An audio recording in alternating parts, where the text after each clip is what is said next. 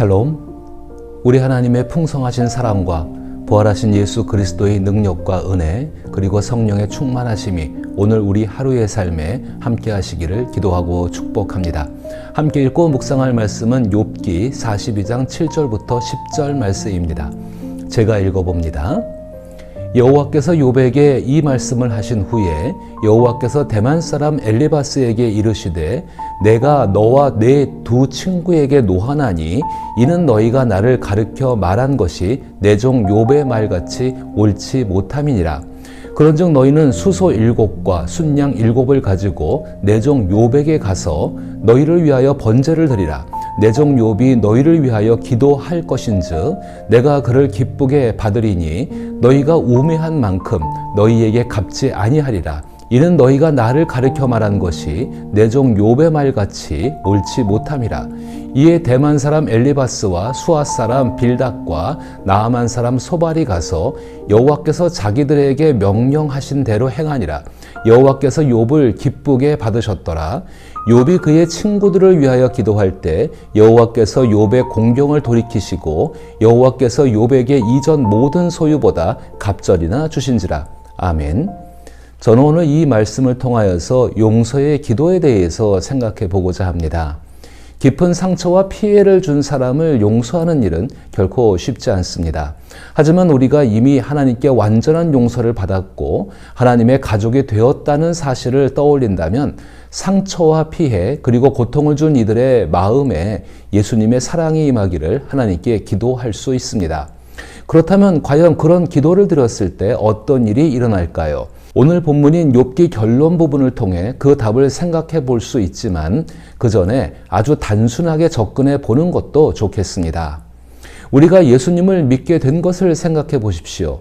우리가 예수님을 믿게 된 것은 우리가 알든 모르든 하나님께서 베푸신 은혜 덕분입니다. 그 은혜는 먼저 자신의 죄와 마주하고 자신이 하나님과 단절된 존재임을 깨닫게 하는 데서 시작됩니다.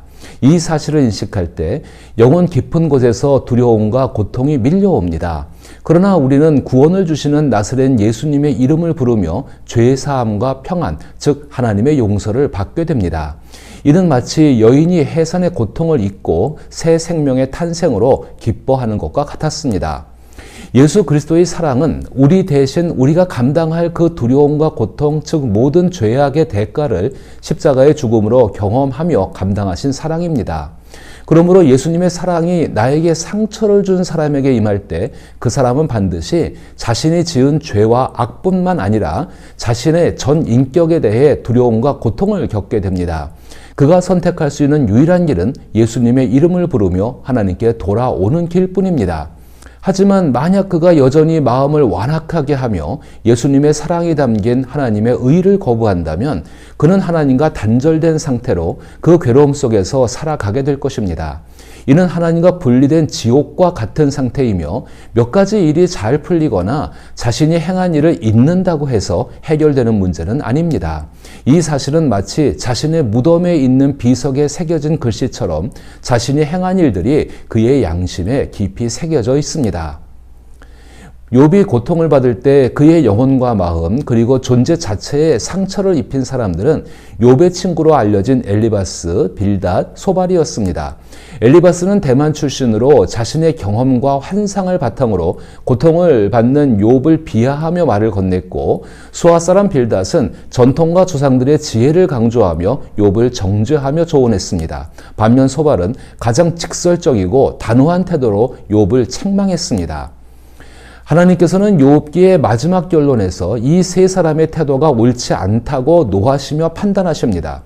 이는 그들이 저지른 잘못된 행위에 직면하게 하시고 그 행위가 잘못되었음을 분명히 보여주시는 것입니다.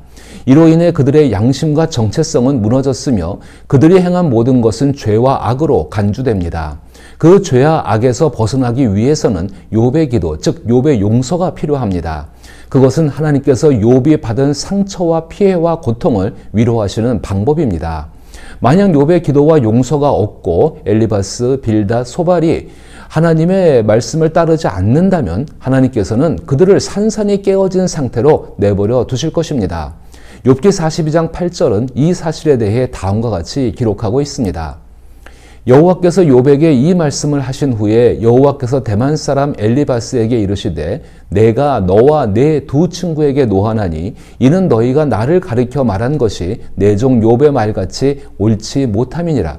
그런즉 너희는 수소 7과 순양 7을 가지고 내 종 욥에게 가서 너희를 위하여 번제를 드리라.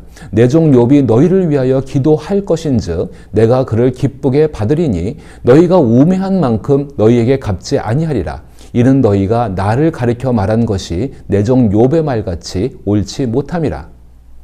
그들이 하나님께서 말씀하신 대로 욥 앞에서 욥을 위해 속죄의 희생 제사를 드렸을 때 분명한 사실을 알게 됩니다. 그것은 9절에서 말씀하신 것처럼 하나님께서 욥을 기쁘게 받으셨다는 점입니다. 이것은 사실 가해자가 피해자를 위해 어떤 노력을 하기 이전에도 이미 하나님께서 피해자인 욥을 받아들이고 계셨다는 뜻입니다. 다시 말해 욥은 하나님과 한 가족이었지만 세 친구는 그렇지 못했습니다. 하나님께서 욥에게 고통을 허락하신 이유 중 하나는 하나님과 진정으로 한 가족이 되지 못한 이들이 욥의 고통과 회복을 통해 한 가족이 되게 하시려는 뜻이었습니다. 그래서 우리는 욥을 그리스도의 예표로 볼 수 있습니다. 나에게 깊은 상처와 고통을 준 사람이 양심의 가책을 느끼고 하나님께 돌아오려 한다면 그 사람을 용서하는 일은 그리스도인에게 다소 수월할 수 있습니다. 그러나 나에게 소중한 사람이나 중요한 일에 상처와 피해를 준 사람이 양심의 가책을 느끼고 하나님께로 돌아가 용서를 받았다 하더라도 그들을 용서하는 일은 결코 쉽지 않습니다. 예를 들어 내 자녀에게 상처와 고통을 준 사람이 사람이든 세상이든 심지어 하나님이든 그리스도인이라 할지라도 용서하는 것은 인간의 힘으로는 거의 불가능해 보일 때가 많습니다. 하지만 그럴 때 우리가 기억해야 할 것은 이미 우리가 욥처럼 그리스도 예수를 통해 하나님께 받아들여진 존재라는 사실입니다.